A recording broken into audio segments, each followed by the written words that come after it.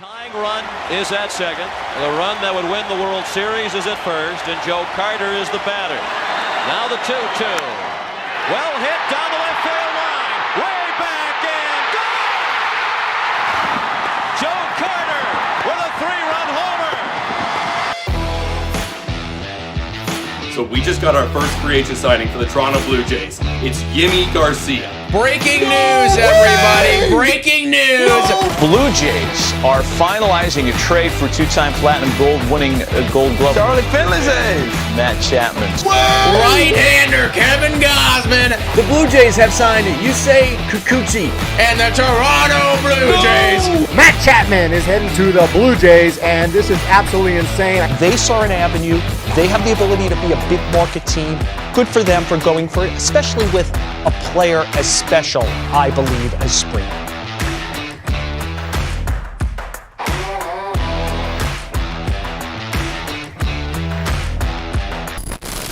What is going on, everyone? Welcome back to the Humm Baby Baseball channel. And today it's time to talk Toronto Blue Jays. And we got the Toronto Blue Jays expert on hand, Jim from BALLCAP Sports. Pretty sure you already subscribed, but if not, hit subscribe because Jim's live streaming almost every single day, covering everything going on in baseball.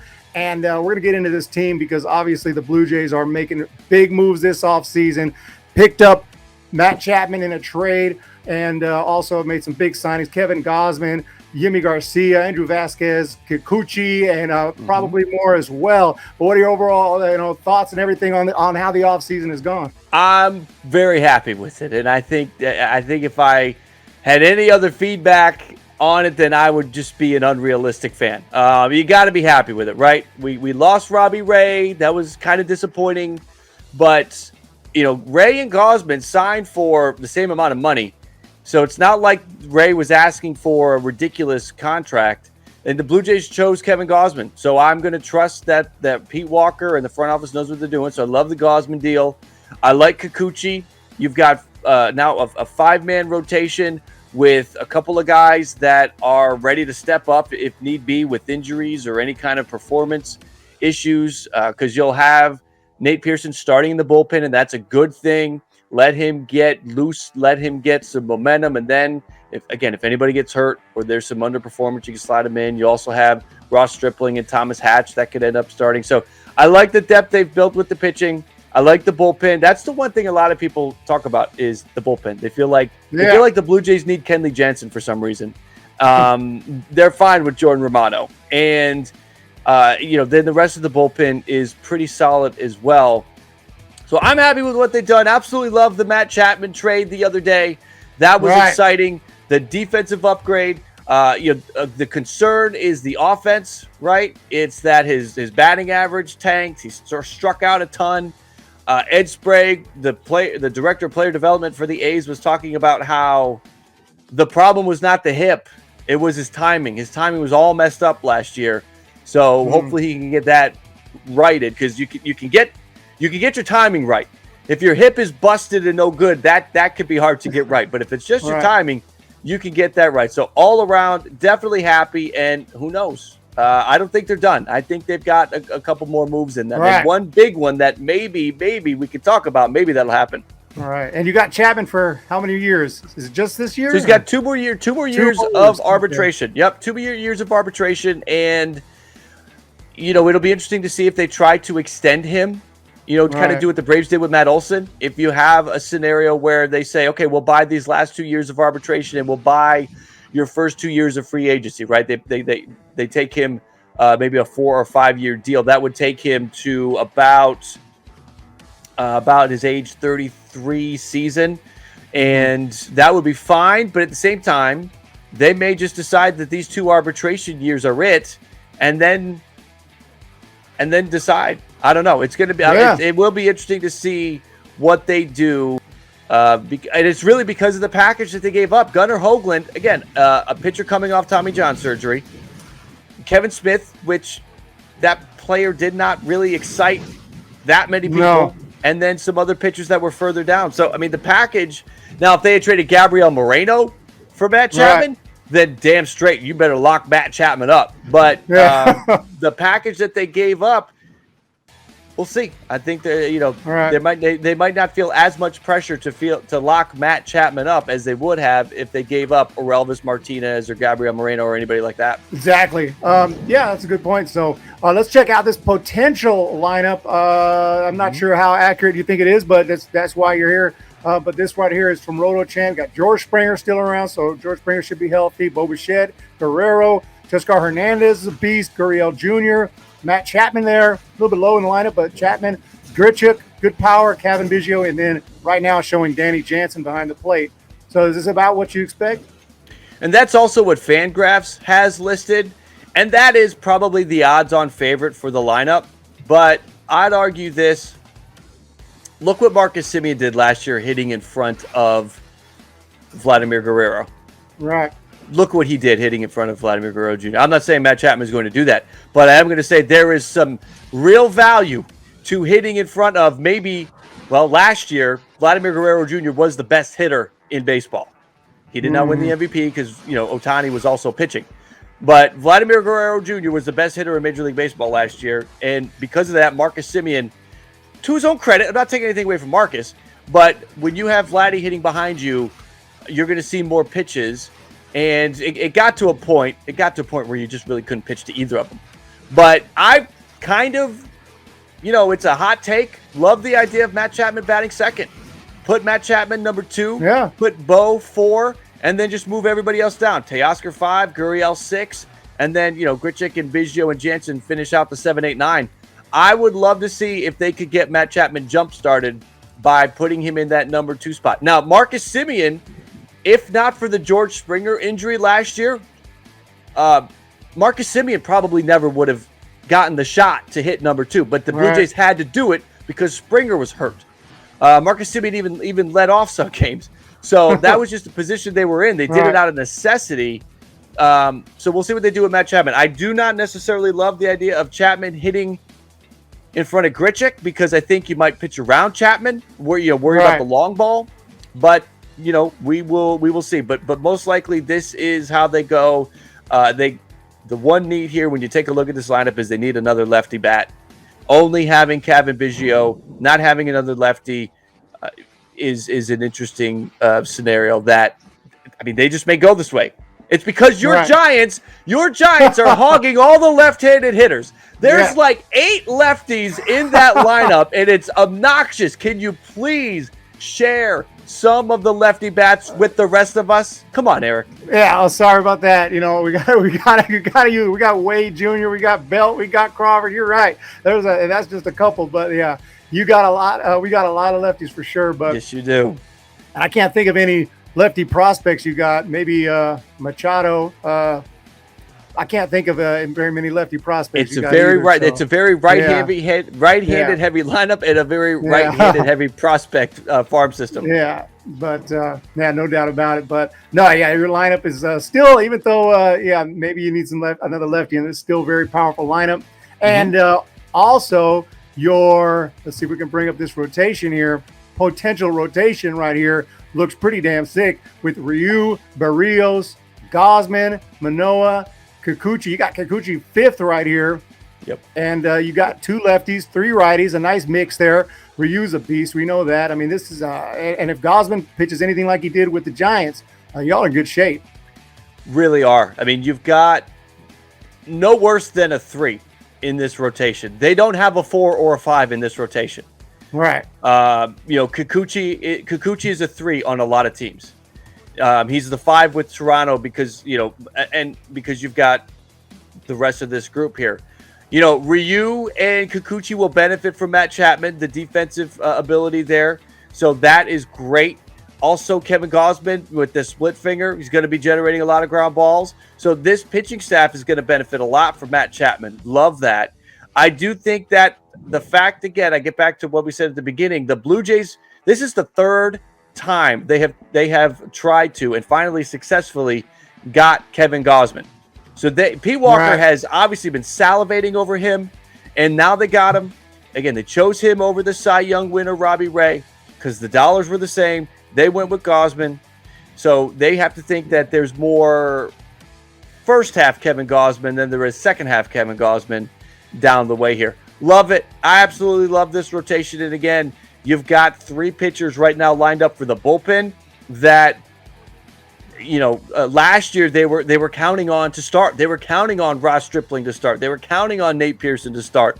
Thomas Hatch, like those 3 were in the starting rotation last year at the start of the season. Right. Now they are bullpen pieces, and they will be the next guys up if there's any injuries. Yeah, I forgot about Ross Stripling. You got him down in the bullpen. That's a good sign when you got Ross Stripling, a former Dodger starter, a good pitcher down in the bullpen.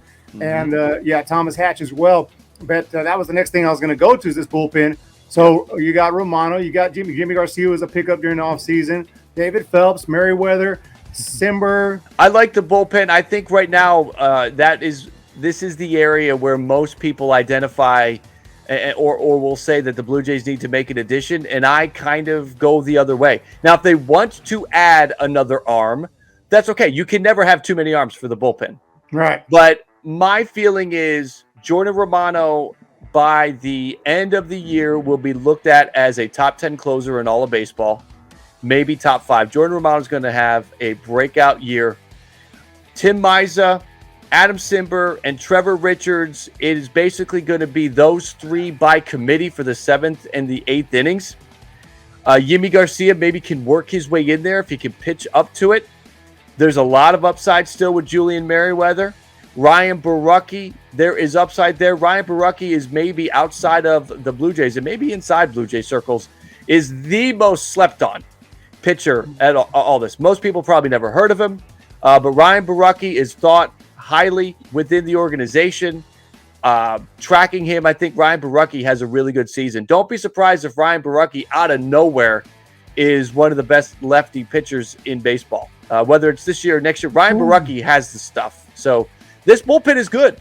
And again, you have Nate Pearson looming as well. You have Nate Pearson. On Fangraphs, Nate Pearson is not listed, but Nate Pearson is going to be coming out of the bullpen as well. So when you have Romano, Maiza, Simber, Richards, Pearson, there's 5, plus the upside with Borucki. Stripling is a good quality pitcher. I've given you 7 names that you can trust. So anybody that says the Blue Jays need bullpen help, they don't. And again, you could always add another arm if you want. And I do think that that's a possibility, but I'm happy with this bullpen. They struggled. The bullpen was maybe the weakest link for a good part of last year. And they spent the year trying to fix it. And they did. And I give them a ton of credit for bringing those pieces. I mean, I guess I shouldn't give them too much credit because Simber is arbitration, Richards is arbitration. Like, these are all guys that were coming back anyway. They didn't have to re-sign anybody. Right. But the fact that they bring back the bullpen that was strong for them the second half of the year is going to be great for them. Yeah, you make a strong argument. That is a lot of big names. I didn't know you guys got Sean Anderson. This is a former Giant. He's got pretty good stuff, but he looks like he's a non-roster invitee. So, some depth there in spring training. And, I really like your roster. I mean, it looks really strong.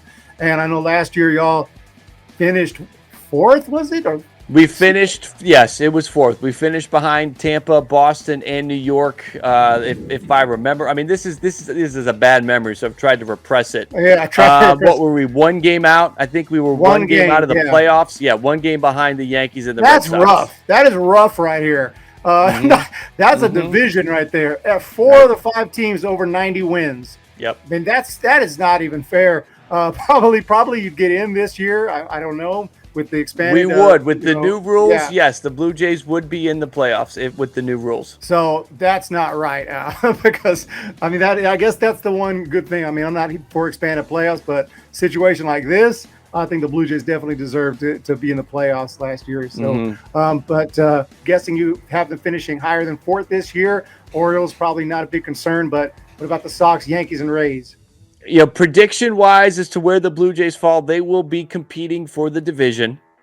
I was listening to the MLB Network this morning, and they were talking about simulations that they ran. They ran 1,000 simulations. I can't remember what lab, what baseball study, but 1,000 simulations were ran after Freddie Freeman signed with the Dodgers. The purpose was to see how many times, the Dodgers won the World Series, won the pennant, all that with Freddie Freeman for the Dodgers. And on average, the Dodgers over 1,000 simulations won 100 games. The team that won the second most games, they were 2 wins behind, were the Toronto Blue Jays. The Toronto Blue Jays had the second most wins in that simulation. So there's a lot of upside here. I think they will be competing to win the division. There's a good chance they could win the division. I think that they are no worse than second. There's something weird going on with the Yankees right now. It was put out earlier today that I can't remember who it was. One of the New York beat reporters put out that there's just, Yankees inside that clubhouse. They don't know who's going to be there. They don't know who's going to get traded. They don't know if there's another big signing. They don't know if Carlos Correa's coming. Doesn't feel like there's a good clubhouse vibe with the Yankees right now. And the Red Sox are a good team, but I still don't trust that pitching. Now with Chris Sale out, we don't know how long Chris Sale's going to be hurt. I don't trust Nate Eovaldi as a 1. I know the Red Sox added a lot of depth, but they never made a real big splashy move to improve their pitching. I feel like I've said before, the Blue Jays have no worse than a 3 in that staff. I don't think the Red Sox, outside of Sale, have anything better than a 3. And Red Sox fans will hate that because Red Sox fans right now are in love with Nate Eovaldi. But just wait. So that's the thing about the Red Sox rotation is I feel like it's a bunch of 3, 4s, and 5s, whereas the Blue Jays are a bunch of 1, 2s, and 3s. Obviously, you would say I'm biased on that. But again, Chris Sale is most definitely a 1, but he's hurt. And we don't know how healthy he's going to be throughout the year as it is. So that problem with the Red Sox, the Yankees clubhouse issues that seem to be creeping up, but the Rays are going to be the Rays. So I think probably you can expect Rays and Blue Jays just beating the hell out of each other to try to win that division. That'd be my prediction. Yeah, and the Red Sox are a team that tends to, it seems like for a long time either win the World Series or they just completely fall apart and lose, 90-something. Right? So, they're like, can we win it this year? Yes, let's go. Can we win it this year? No. Let's just take it easy. Let's just let's mail it in. Let's not get hurt. Let's come back next year. Yeah, so there's a good chance the Red Sox have a terrible season. Like you said, Yankees are looking a little bit disorganized. So, man, this could be the Blue Jays' year. I think that they should be favorites right now in the East. From what I know, from what I've looked at, I'm not up to date on all the teams because of the lockout and everything, but you guys look really strong. The last thing I was going to ask about is these prospects. Do you think that we will see any of them this year as your top 10? Are any of these guys going to make any kind of impact? So I think Moreno will be up at some point. Otto Lopez did make his debut last year. It was very short-lived. It was rather underwhelming, the whole experience. We'll see if he gets an opportunity. Outside of that, though, that's probably it in terms of top prospects. Right. Everybody else is just too far away. Jordan Groshans could get a debut, but if he does, it's because there's an injury. It's because Bo got hurt. Right. It's because Chapman got hurt. That's the only way that you will see Jordan Groshans. But I do think you'll see Moreno. That is an interesting thought in itself because the Blue Jays right now have 3 catchers. Right. They have 3 catchers. So Moreno would be number 4. How do you roll with 4 catchers? Obviously, something has to happen. There has to either be a trade or an injury or just an outright. But I do think Moreno could come up. I do think Otto Lopez will probably see some time up. Jordan Groshans if there's an injury. And after that, everyone else is probably still too many jumps, up the ladder from making it. Right. Yeah, you guys have enough catchers. Danny Jansen, Alejandro Kirk, Reese McGuire, Gabriel Moreno. You guys have all the lefties. We have all the catchers. Yeah. Got enough catchers here. We'll trade you. We'll trade you. We'll trade. Now, Reese McGuire is a lefty. That is what keeps Reese McGuire's value. This whole catching situation is fascinating. Danny Jansen is the most trusted within the organization. They love how he handles the pitching staff. Alejandro Kirk, I think everybody would agree, is the best natural hitter of the group. And then Reese McGuire is a lefty. So all of them, if you could, blend them together, you'd have one hell of a ball player. But they all have a quality that the club likes. So that's why they've held on to all 3. And now you've got Moreno, who's going to come and he's going to push all of them. Moreno's the youngster, so you got the hot prospect, you got the lefty, you got the good hitter, and then you got just the most trusted guy. So that's insane. But that's a lot of catchers. But Yeah, man, this team looks freaking good, obviously. So I can't wait to do predictions this year. I may just have the Blue Jays winning this division because they look really strong, but still yet to come. We have, of course, the Yankees, Red Sox previews and everything like that. I'm gonna try to get those going, but really appreciate you jumping in. I know you're probably getting ready to go live or something, so I'm only going live if something big happens. That's this evening's schedule. If Correa signs or it looks like he's about to sign, then I'll go live. But otherwise, I'm just gonna chill. When I wake up in the morning, you're usually live, but that's because it's later over there where you're at. So yes. I wake up at 7 o'clock in the morning, and you're live. I'm like, what the hell is going on? What the hell? Right, I am there for all of the West Coast. Yes, if you're on the West Coast, you wake up, you're like, this guy's already going. Jesus, but yes, it's 3 hours. It's almost lunchtime for us by the time everyone's waking up over there. Appreciate it so much. Everyone go check out BALLCAP Sports. You know what to do. Hit the subscribe button over there if you haven't already. And appreciate you coming on. We're going to talk to y'all next time. Thanks, Eric. Thank you so much. Peace.